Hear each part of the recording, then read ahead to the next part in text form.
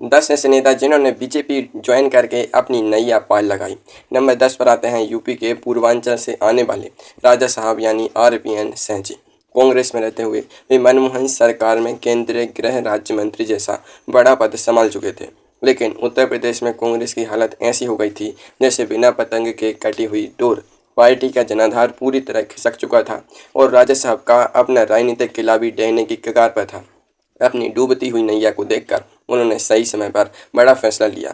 2022 के उत्तर प्रदेश विधानसभा चुनाव से ठीक पहले उन्होंने कांग्रेस का हाथ झटका और बीजेपी का कमल थाम लिया। राजनीति में इसे ही कहते हैं भागते भूत की लंगोटी भली। बीजेपी ने भी उन्हें निराश नहीं किया। पार्टी में शामिल होते ही उन्हें संगठन में बड़ा सम्मान मिला और जल्द ही उन्हें राज्यसभा का टिकट देकर संसद भेज दिया गया।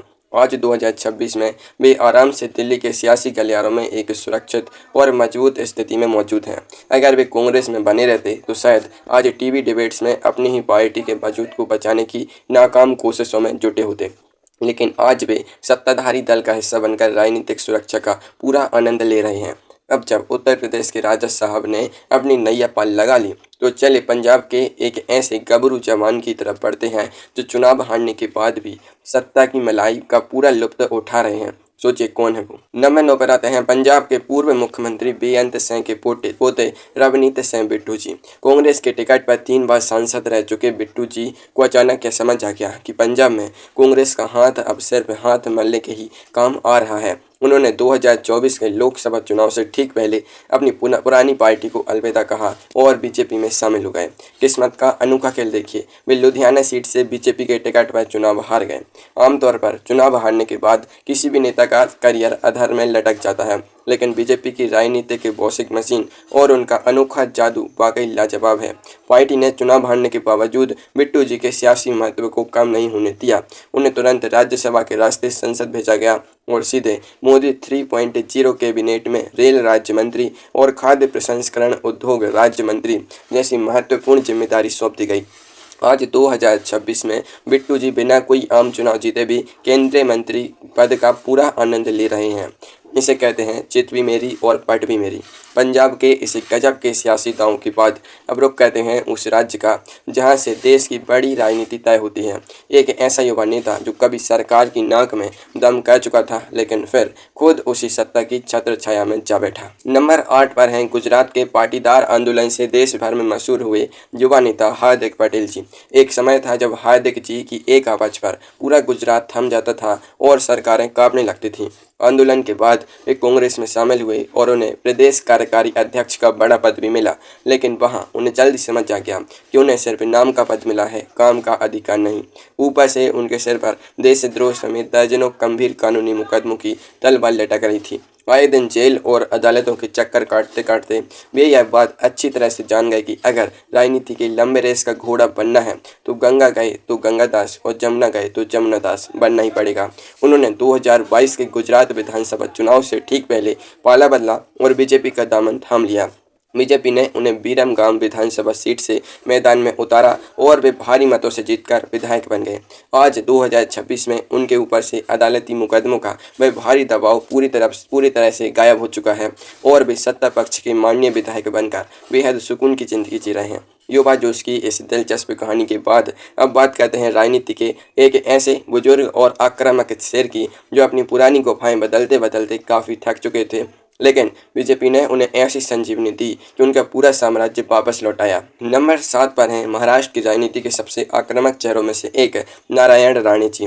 राणे जी का राजनीतिक सफर काफ़ी उतार चढ़ाव भरा रहा है। वे पहले शिवसेना में थे, फिर कांग्रेस में गए और उसके बाद उन्होंने अपनी खुद की अलग पार्टी भी बनाई। लेकिन इन तमाम बदलावों के बावजूद महाराष्ट्र की बदलती राजनीति में उनकी दाल नहीं गल पा रही थी। कोंकण क्षेत्र में उनका वर्षों पुराना मजबूत किला तेजी से ढहने की कगार पर पहुंच गया था और उनके राजनीतिक करियर की नैया पूरी तरह डगमगा रही थी। ऐसे संकट के समय उन्होंने 2019 में अपनी पार्टी का बीजेपी में पूरी तरह विलय कर दिया। बीजेपी को उस समय महाराष्ट्र में शिवसेना को टक्कर देने के लिए एक बेहद आक्रामक मराठा चेहरे की तलाश थी और राणे जी को एक मजबूत निष्कर्ष की। यह सौदा दोनों के लिए फायदेमंद रहा। बीजेपी ने उन्हें तुरंत राज्यसभा भेजा और फिर केंद्र सरकार में सीधे MSME मंत्री की कुर्सी सौंप दी। कमाल तो तब हुआ जब 2024 के लोकसभा चुनाव में बीजेपी ने उन्हें रत्नागिरी सिंधुदुर्ग सीट से मैदान में उतारा और वे भारी वोटों से जीतकर लोकसभा पहुंचे। आज 2026 में भी महाराष्ट्र की सियासत में पूरे दमखम के साथ वह स्थापित हैं। इसे कहते हैं सही समय पर सही चौका मारना। महाराष्ट्र की राजनीति में सिर्फ राणे जी ही अकेले बाजीगर नहीं रहे हैं, वहाँ एक और पूर्व मुख्यमंत्री भी थे जिन पर घोटालों के गंभीर आरोप थे और उनका करियर वेंटिलेटर पर था। लेकिन फिर एक रात ऐसा चमत्कार हुआ कि वे सीधे दिल्ली के सबसे सुरक्षित सदन में पहुंच गए। नंबर 6 पर आते हैं महाराष्ट्र के पूर्व मुख्यमंत्री अशोक चव्हाण जी। आदर्श हाउसिंग सोसाइटी घोटाले में नाम आने के बाद से चव्हाण जी का राजनीतिक करियर पूरी तरह से ग्रहण का शिकार हो चुका था। कांग्रेस के भीतर भी लगातार हाशिए पर धकेले जा रहे थे और कोई उनकी सुध लेने वाला नहीं बचा था। इसके साथ ही केंद्रीय जांच एजेंसियों की जांच का डर अलग से उनकी रात की नींद उड़ाए हुए था। लेकिन 2024 के लोकसभा चुनाव से ठीक पहले उन्होंने एक बेहद चौंकाने वाला फैसला लिया। उन्होंने कांग्रेस की प्राथमिक सदस्यता से इस्तीफा दिया और सीधे बीजेपी का केसरिया दुपट्टा गले में डाल दिया। जैसे ही उन्होंने बीजेपी ज्वाइन की, मानो उनके सारे पुराने राजनीतिक पाप और दाग एक झटके में धुल गए। बीजेपी ने उन्हें बिना कोई चुनावी रिस्क दिए सीधे राज्यसभा का टिकट थमा दिया और वे संसद पहुंच गए। आज 2026 में वे एक सुरक्षित राज्यसभा सांसद के रूप में अपनी नई राजनीतिक पारी का आनंद ले रहे हैं। जो नेता कुछ समय पहले एक जांच के दायरे में होने के कारण परेशान था, मैं आज सत्ता के सबसे सुरक्षित किले में बैठा है। राजनीति की इस जादूगरी का कोई दूसरा मुकाबला नहीं हो सकता। महाराष्ट्र के इस गजब के खेल को देखने के बाद एक बार फिर वापस चलते हैं उत्तर प्रदेश की बड़ी सियासत में। एक ऐसे ब्राह्मण चेहरे की बात करते हैं जिन्होंने कभी राहुल गांधी की कोर टीम का हिस्सा बनकर हवा का रुख बदलने का दावा किया था, लेकिन खुद हवा के साथ बह गए। नंबर 5 पर हैं उत्तर प्रदेश के जितेंद्र प्रसाद जी। वे कांग्रेस के एक बेहद प्रतिष्ठित ब्राह्मण चेहरे थे और दिल्ली के गलियारों में राहुल गांधी के सबसे करीबी रणनीतिकारों में गिने जाते थे। लेकिन उत्तर प्रदेश में कांग्रेस की हालत ऐसी बंजर जमीन जैसी हो चुकी थी जहां कोई भी फसल उगना नामुमकिन था। जितेंद्र जी लगातार चुनाव हार रहे थे और उनका अपना राजनीतिक वजूद धीरे धीरे शून्य की तरफ बढ़ रहा था। वे समय रहते यह बात भांप गए कि इस डूबते हुए जहाज पर ज़्यादा देर सवारी करने का अंजाम सिर्फ डूबना ही होगा। 2021 में उन्होंने एक बड़ा राजनीतिक पासा फेंका और बीजेपी में शामिल हो गए। बीजेपी को भी यूपी में ब्राह्मणों को साधने के लिए एक साफ सुथरे और बड़े चेहरे की जरूरत थी। पार्टी में आते ही योगी सरकार में उन्हें तुरंत कैबिनेट मंत्री का पद मिला। इसके बाद असली धमाका 2024 के लोकसभा चुनाव में हुआ, जब बीजेपी ने वरुण गांधी का टिकट काटकर जितेंद्र जी को पीलीभीत जैसी सुरक्षित सीट से मैदान में उतार दिया। जितेंद्र जी वहां से भारी बहुमत से जीते और आज 2026 में वे केंद्र की मोदी सरकार में राज्य मंत्री का महत्वपूर्ण पद संभाल रहे हैं। अगर वे कांग्रेस में ही बने रहते तो आज सिर्फ सोशल मीडिया पर विपक्ष के पोस्ट शेयर कर रहे होते।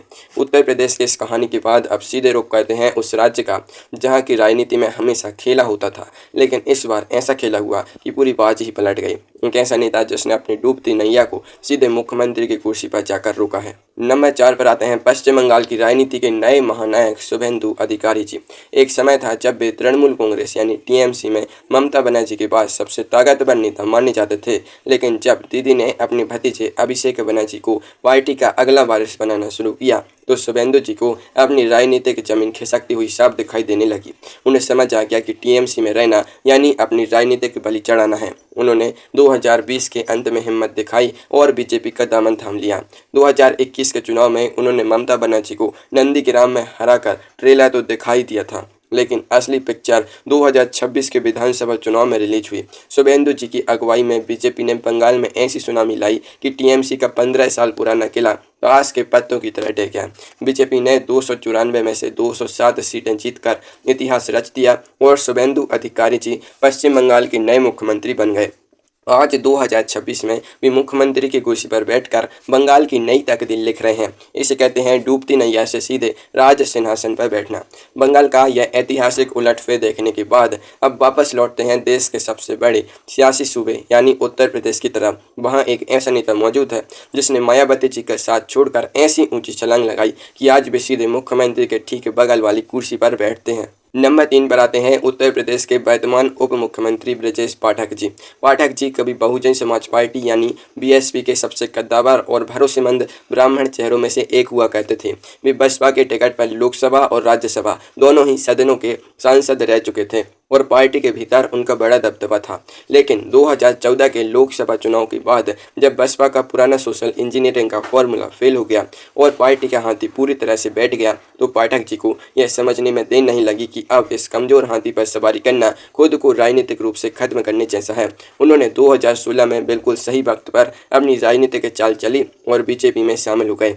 बीजेपी को भी उस समय उत्तर प्रदेश में ब्राह्मण वोटों को पूरी तरह अपने पाले में लाने के लिए एक बेहद सक्रिय और जनाधार वाले नेता की जरूरत थी। 2017 में जब बीजेपी की पूर्ण बहुमत की सरकार बनी तो उन्हें तुरंत कानून मंत्री जैसी बड़ी जिम्मेदारी दे दी गई, लेकिन उनकी असली किस्मत की लॉटरी तो 2022 के विधानसभा चुनाव की बात खुली, जब पार्टी ने उन्हें सीधे प्रमोट करके उत्तर प्रदेश का उप मुख्यमंत्री यानी डिप्टी सीएम बना दिया। आज 2026 में भी वे इस बेहद शक्तिशाली पद पर पूरे रौब और रसूख के साथ बने हुए हैं। अगर वे बसपा में ही रह जाते तो आज उनके पास मायावती जी के प्रेस बयानों को सोशल मीडिया पर केवल फॉरवर्ड करने के अलावा कोई बड़ा काम नहीं बचा होता। उत्तर प्रदेश के सबसे बड़े प्रमोशन के बाद अब सीधे रुख करते हैं मध्य प्रदेश के उन शाही महलों की तरफ, जहां के एक महाराज ने अपनी राजनीतिक अपमान का बदला लेने के लिए रातों रात पूरी सरकार को ही ताश के पत्तों की तरह बिखेर दिया और आज दिल्ली की सत्ता के सबसे रसूखदार चेहरों में गिने जाते हैं। नंबर 2 पर आते हैं मध्य प्रदेश के महाराज ज्योतिरादित्य सिंधिया जी। सिंधिया जी कांग्रेस पार्टी के सबसे ग्लैमरस, पढ़े लिखे और कद्दावर युवा नेताओं में से एक माने जाते थे। राहुल गांधी के साथ उनकी दोस्ती की मिसालें दी जाती थी, लेकिन 2018 में जब मध्य प्रदेश में बड़े लंबे समय के बाद कांग्रेस की सरकार वापस आई तो पार्टी के पुराने दिग्गज नेताओं यानी कमलनाथ और दिग्विजय सिंह की जोड़ी ने मिलकर उन्हें पूरी तरह से किनारे धकेल दिया। सिंधिया जी के राजनीतिक करियर पर सबसे बड़ा संकट तब आया जब वे 2019 के लोकसभा चुनाव में अपनी खुद की पारंपरिक और सबसे सुरक्षित मानी जाने वाली गुना सीट से चुनाव हार गए। इस करारी हार के बाद कांग्रेस के भीतर उनकी उपेक्षा और ज्यादा बढ़ गई और उनका करियर पूरी तरह से डूबने की कगार पर पहुंच गया। तब महाराज ने यह ठान लिया कि अपमान का यह घूंट चुपचाप नहीं पिया जाएगा और इसका बदला तो जरूर लिया जाएगा। मार्च 2020 में उन्होंने एक बहुत बड़ा राजनीतिक धमाका किया। वे अपने 22 निष्ठावान समर्थक विधायकों के साथ कांग्रेस को छोड़कर सीधे बीजेपी में शामिल हो गए। उनके इस एक कदम से मध्य प्रदेश की कमलनाथ सरकार चंद दिनों में ही धड़ाम से गिर गई। बीजेपी ने महाराज के इस बड़े एहसान का बदला बहुत ही शानदार तरीके से चुकाया। उन्हें तुरंत राज्यसभा के रास्ते संसद भेजा गया। केंद्र सरकार में नागरिक उड्डयन मंत्री जैसा हाई प्रोफाइल पोर्टफोलियो दिया गया और 2024 के लोकसभा चुनाव में वे फिर से गुना सीट से रिकॉर्ड तोड़ बम्पर वोटों के साथ जीत कर आए। आज 2026 में भी वे मोदी सरकार के सबसे भरोसेमंद, प्रभावशाली और बड़े कैबिनेट मंत्रियों में शान से शुमार हैं। ऐसे ही कहते हैं कि वक्त बदलते देर नहीं लगती और राजनीति में कोई भी दुश्मन स्थायी नहीं होता। अब वह घड़ी आ चुकी है जब हम इस पूरी लिस्ट के सबसे बड़े बाजीगर और नंबर 1 नेता का नाम जानने वाले हैं। एक ऐसा शख्स जिसने न केवल अपनी डूबती नैया को पूरी तरह सुरक्षित किनारे पर लगाया, बल्कि आज भी एक पूरे राज्य के भाग्य विधाता बन चुके हैं और पूरे देश में बीजेपी के सबसे बड़े और अचूक रणनीतिकारों में से एक हैं। नंबर 1 के बेताज बादशाह पर हैं असम के मुख्यमंत्री हेमंत बिस्वा शर्मा जी। यह कहानी भारतीय राजनीति इतिहास में पाला बदलने और उसके बाद मिलने वाली अभूतपूर्व सफलता का सबसे बेहतरीन और सबसे बड़ा उदाहरण है। हेमंत जी कभी असम कांग्रेस के सबसे मजबूत स्तंभ और पूरे पूर्वोत्तर भारत में पार्टी के सबसे बड़े संकट मोचक हुआ करते थे, लेकिन असम में तत्कालीन मुख्यमंत्री तरुण गोगोई अपने खुद के बेटों को राजनीति में आगे बढ़ाने के चक्कर में हेमंत जी के कद को लगातार छोटा करने में लगे हुए थे। जब हेमंत जी अपनी इस गंभीर शिकायत और स्वाभिमान की लड़ाई को लेकर दिल्ली में राहुल गांधी से मिलने पहुंचे, वहां का किस्सा आज पूरी दुनिया जानती है। राहुल जी उनकी गंभीर राजनीतिक बातों को सुनने की बजाय अपने पालतू कुत्ते को बिस्किट खिलाने में ज़्यादा व्यस्त दिखाई दिए। इस घोर और अपमानजनक व्यवहार को हेमंत जी का स्वाभिमान बर्दाश्त नहीं कर पाया। उन्होंने उसी पल यह तय कर लिया कि अब इस पार्टी में एक सेकंड भी नहीं रुकना है। 2015 में कांग्रेस का हाथ हमेशा के लिए छोड़ा और बीजेपी का दामन थाम लिया। उसके बाद पूर्वोत्तर की राजनीति में जो कुछ भी हुआ वह किसी चमत्कार से कम नहीं है। उन्होंने अपनी अद्भुत संगठन की क्षमता के दम पर न केवल असम में पहली बार बीजेपी की पूर्ण बहुमत वाली सरकार बनवाई, बल्कि पूरे नॉर्थ ईस्ट के राज्यों में कांग्रेस का नामो निशान मिटा दिया। उनके इस बेजोड़ और शानदार काम का सबसे बड़ा इनाम उन्हें 2021 में मिला, जब पार्टी ने उन्हें सीधे असम का मुख्यमंत्री बना दिया। इसके बाद हाल ही में हुए 2026 के असम विधानसभा चुनावों में भी उन्होंने बीजेपी को प्रचंड बहुमत दिलाकर लगातार तीसरी बार सरकार बनाई और शान से दोबारा मुख्यमंत्री पद की शपथ ली। आज 2026 में वे पूरे उत्तर भारत में बीजेपी के सबसे बड़े और अपराजय रणनीतिकार बन चुके हैं। अगर वे उस दिन दिल्ली में हुए अपमान को सहकर कांग्रेस में ही बने रहते तो आज भी वे दिल्ली के आलाकमान के दफ्तरों के बाहर अपनी बारी का इंतजार कर रहे होते। लेकिन आज बीजेपी में आकर वे खुद राजनीति का एक बहुत बड़ा और आत्मनिर्भर ब्रांड बन चुके हैं।